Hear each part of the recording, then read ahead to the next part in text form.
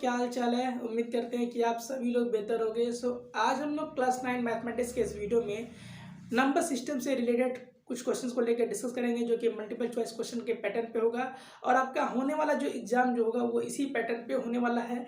तो प्रॉब्लम्स को कैसे करना है, उसके पीछे से क्या बेसिक कॉन्सेप्ट्स हैं, आपको हर एक चीज़ में पूरी डिटेल तरीके से दूंगा। तो वीडियो को लास्ट तक देखें। वीडियो अच्छी लगेगी तो वीडियो को लाइक, चैनल पर नए अभी तक सब्सक्राइब नहीं किए हो तो सब्सक्राइब करके बगल में जो बेल आइकन है उसको प्रेस जरूर करके जाइएगा। मैं आप लोग के लिए इसी तरीके में वीडियोस में लाता रहता हूं मैं। तो चलिए डिस्कस करते हैं पहले क्वेश्चन को लेकर के। यहाँ पे पहला क्वेश्चन दिया गया है कि which of the following is a rational number. इन चार ऑप्शन में से कौन सा रेशनल नंबर होगा। तो यहाँ पे अगर पहला ऑप्शन देखोगे जहाँ पे लिखा गया 1 + √3, तो याद रखो कि कभी भी रेशनल और इरेशनल का ऐड इरेशनल होता है। यहाँ पे 1 क्या है, आपका रेशनल नंबर है और ये आपका इरेशनल नंबर है। तो थोड़ा सा एक चीज आप जान लीजिए, पहला तो ऑप्शन ये ए होगा नहीं। तो रेशनल क्या होता है, जिनको हम p/q के फॉर्म में लिख सकते हो, और ऐसे नंबर जिनको हम p/q के फॉर्म में नहीं लिख सकते हैं उनको हम इरेशनल नंबर कहते हैं। ठीक है, तो यहाँ पे पहला वाला ऑप्शन आपका ए नहीं होगा। पाई जो है ये भी क्या है, आपका ऑप्शन नहीं होगा, क्योंकि पाई की जो वैल्यू जो होती है वो 3.14 डॉट समथिंग होती है, जो ना तो टर्मिनेटिंग में नहीं होती है और ना ही रिपीटिंग डेसिमल के फॉर्मेट में होती है। तो ऐसे नंबर जिनको हम टर्मिनेटिंग या रिपीटिंग डेसिमल के फॉर्मेट में नहीं ले सकते हैं उनको हम क्या कहेंगे, इरेशनल नंबर कहेंगे। लेकिन टर्मिनेटिंग डेसिमल क्या होता है या रिपीटिंग डेसिमल क्या होता है, इसको भी आप जान जाइए।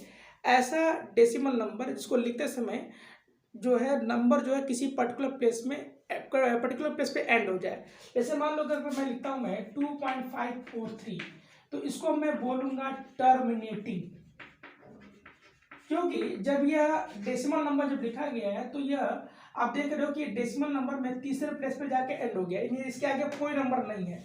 लेकिन ऐसे नंबर जिनका एंड न हो बट उसमें डिजिटों की रिपीटिंग हो और उसका लिंक कहीं ना टूटे तो उसको रिपीटिंग डेसिमल बोलते हैं। अगर मैं यहाँ पे 2.121212 लिख रहा हूँ मैं, तो आप देख रहे हो कि इस डेसिमल एक्सपेंशन का एंड नहीं है। डॉट डॉट लगने का मतलब है कि नंबर आते जाएंगे, बट इस डेसिमल एक्सपेंशन में 1212 की रिपीटिंग हो रही है, इसीलिए इसको हम बोलेंगे नॉन टर्मिनेटिंग। नॉन टर्मिनेटिंग इसलिए क्योंकि डेसिमल एक्सपेंशन का एंड नहीं है, बट इसको मैं एक नाम और दूंगा, मैं repeating decimal. Repeating decimal, clear. तो यहाँ पे जो पाई की जो वैल्यू जो है ना, ये मैंने बताया था कि 3.14 डॉट समथिंग होती है, जो कि टर्मिनेटिंग में भी नहीं होगी और इसके डेसिमल एक्सपेंशन में डिजिटों की रिपीटिंग भी नहीं होगी। मैंने बताया था ना कि जब डिजिटों की रिपीटिंग हो तो उसका लिंक टूटना नहीं चाहिए। तो आप जब पाई की वैल्यू को जब ऑब्जर्व करोगे तो आप ये देखोगे कि ये टर्मिनेटिंग में भी नहीं होगा और रिपीटिंग में भी नहीं होगा, इसीलिए पाई भी क्या है, आपका एक इरेशनल नंबर है। अगर हम ऑप्शन सी के बारे में बात करते हैं तो ये ऑप्शन सी क्या है, ये भी एक इरेशनल नंबर है, क्योंकि जब भी किसी रेशनल नंबर का इरेशनल नंबर से जब हम प्रोडक्ट करते हैं तो उसका रिजल्ट इरेशनल होता है। यहाँ पे इनके बीच में जो साइन जो है वो इनटू का है, तो ये भी ऑप्शन सी आपका नहीं होगा। जब ये तीनों ऑप्शन नहीं होंगे तो यहाँ पे आपका ऑप्शन डी होगा, क्योंकि डी क्या है, एक इंटीजर है और इंटीजर को हम रेशनल नंबर के फॉर्म में लिख सकते हैं। जैसे मान लो 0 है तो 0 को अगर हम 0/1 भी लिख देंगे तो इसके रिजल्ट पर कोई इफेक्ट भी नहीं पड़ेगा और ये हमारा p/q के फॉर्म में इसका रिप्रेजेंटेशन हो गया। तो यहाँ पे जो ऑप्शन जो डी होगा वो राइट आंसर होगा। अब हम लोग देखते हैं दूसरे क्वेश्चन को। अब जरा इस क्वेश्चन को ध्यान समझिएगा। देखो दिया गया है अ rational number between -3 and 3 is, यानी इन दो रेशनल नंबर के बीच में इन चार ऑप्शन में से कौन सा ऐसा ऑप्शन होगा जो करेक्ट होगा। अब जरा इस क्वेश्चन को ध्यान समझिएगा। अ rational number between -3 and 3 is, यानी वो रेशनल नंबर जो इन दोनों के बीच में हो। अब यहाँ पे चार ऑप्शन दिए गए हैं। पहला ऑप्शन 0 दिया गया है, दूसरा ऑप्शन जो है -4.3 दिया गया है, सी है -3.4 और डी ऑप्शन है 1.010010001 ऐसे करके दिया गया है। तो सबसे पहले चीज याद रखना कि -4.3 और -3.4 ये जो है -3 से ज़्यादा निगेटिव है, इसीलिए ये इनके बीच का नंबर हो ही नहीं सकता है। इसीलिए आपका ऑप्शन बी और आपका ऑप्शन सी ये दोनों आपका ऑप्शन होगा नहीं। अब आपके पास ऑप्शन ए बच रहा है और डी बच रहा है। अब इसी में आपको सोचना है, तो आप इस भाई 1.0100100001 जो है इनके बीच का नंबर है, इस पे हम लोग टिक कर देते हैं। बट ये आपका आंसर गलत होगा, क्योंकि ये जो नंबर जो लिखा गया है ना, यह आपका इरेशनल नंबर है और यहाँ पे आपसे क्या पूछा जा रहा है, रेशनल नंबर। अब यहाँ पे देखो, ये जो इसका जो डेसिमल एक्सपेंशन जो है, पहली चीज टर्मिनेटिंग में नहीं है, दूसरी चीज डेसिमल के बाद डिजिटों की रिपीटिंग क्या आ रही है, आप देखोगे यहाँ पे डिजिटों की रिपीटिंग नहीं है। मैंने कहा ना, डिजिटों के अगर डिजिट या डिजिटों का सेट अगर रिपीट करना है तो उसका लिंक टूटना नहीं चाहिए। अब यहाँ देखो, यहाँ पे 01 है, यहाँ पे 001 है, यहाँ पे 0001 आया है। तो इस डेसिमल एक्सपेंशन में पहली चीज ये टर्मिनेटिंग नहीं है, दूसरी चीज ये रिपीटिंग के फॉर्म में भी नहीं है। तो ये आपका क्या है, इरेशनल नंबर है और ये भी आपका ऑप्शन नहीं है। तो यहाँ पे आपका ऑप्शन ए जो होगा वो करेक्ट होगा। तो मैंने 2 प्रॉब्लम समझा दिए हैं, मैं 3 और प्रॉब्लम को लेकर डिस्कस करूंगा, मैं वीडियो को लेंथी नहीं करूंगा मैं। और प्लीज़ कमेंट में अपनी राय ज़रूर दीजिएगा कि वीडियो कैसी बनी है। तो चलिए देखते हैं तीसरे क्वेश्चन को।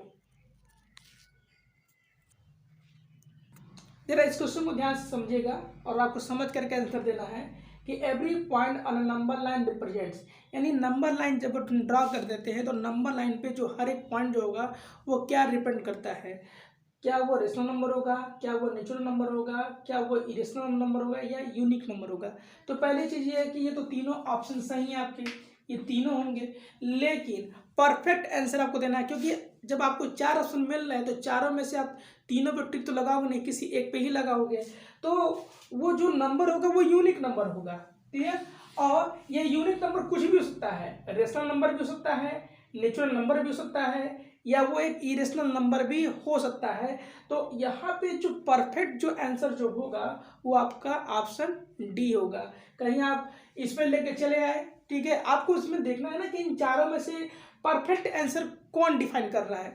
जो परफेक्ट आंसर डिफाइन करेगा आप उसी को ही आप क्या करेंगे, सर्कल करेंगे। सब पे करके चले जाओगे तो नंबर आपको नहीं मिलेंगे।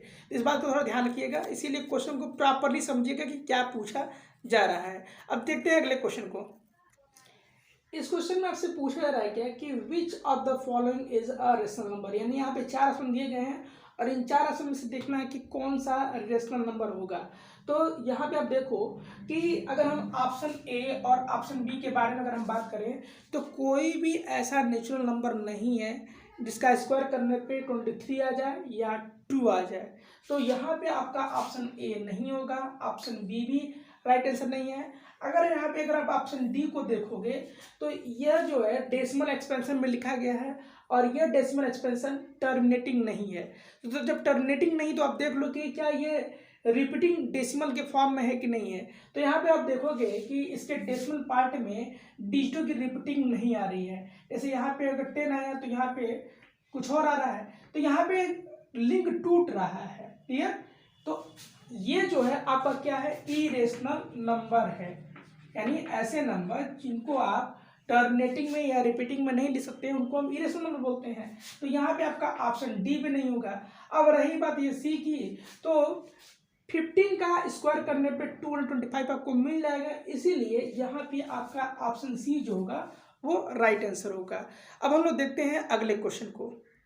अब जरा इस क्वेश्चन को देखिए, पूछा जा रहा है क्या कि एवरी रेशनल नंबर इज, हर एक रेशनल नंबर क्या हो सकता है, क्या वो नेचुरल नंबर होता है, क्या वो होल नंबर होता है, क्या वो इंटीजर होता है, या कोई रियल नंबर होता है। तो मैं इसको समझाने के लिए एक छोटा सा एक एग्जांपल ले रहा हूँ। मैं यहाँ पे 1/2 ले रहा हूँ। मैं अगर मैं आपसे पूछूं कि क्या ये रेशनल नंबर है कि नहीं है, तो डेफिनेटली आप कहोगे यस ये रेशनल नंबर है, क्योंकि इसको p/q के फॉर्म में लिखा गया है।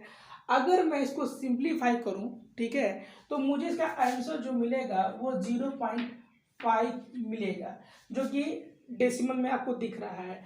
अब मैं आपसे पूछूं कि क्या ये नेचुरल नंबर है, तो भाई आप कहोगे भाई नेचुरल नंबर तो 1 से बिगनिंग होती है। अब 1 से बिगनिंग में 0.5 आता नहीं है, तो ये नेचुरल नंबर तो होगा नहीं। अब मैं पूछूं क्या ये होल नंबर है, तो होल नंबर की बिगनिंग 0 से होती है, तो क्या जब 0 से स्टार्ट करते हो तो क्या 0.5 होता है, 0.5 आएगा। भाई होल नंबर का मतलब क्या है कि नंबर अपने आप में कंप्लीट होना चाहिए। तो ये जो है आपका होल नंबर, ये होल नंबर के फॉर्म में नहीं है। तो यहाँ पे आपका ऑप्शन ए भी नहीं है और आपका बी भी नहीं है। अब हम बात करते हैं क्या ये इंटीजर है, तो भाई इंटीजर का मतलब पूर्णांक, यानी अंक जो होना चाहिए वो पूरा होना चाहिए। अब ये जो नंबर जो लिखा गया है ये अपने आप में कंप्लीट नंबर नहीं है, इसीलिए ये इंटीजर के फॉर्म में भी नहीं है। तो यहाँ पे हम ऑप्शन डी को प्रेफर करेंगे कि यह एक रियल नंबर है। अब रियल नंबर क्या होता है? Real number that is the collection of rational and irrational, यानी रेशनल और इरेशनल का जो सेट जो होता है उसको हम क्या बोलते हैं? रियल नंबर बोलते हैं। तो यहाँ पे जो ऑप्शन जो डी जो होगा ये राइट आंसर होगा, एक्सेप्ट इन तीनों को छोड़ करके।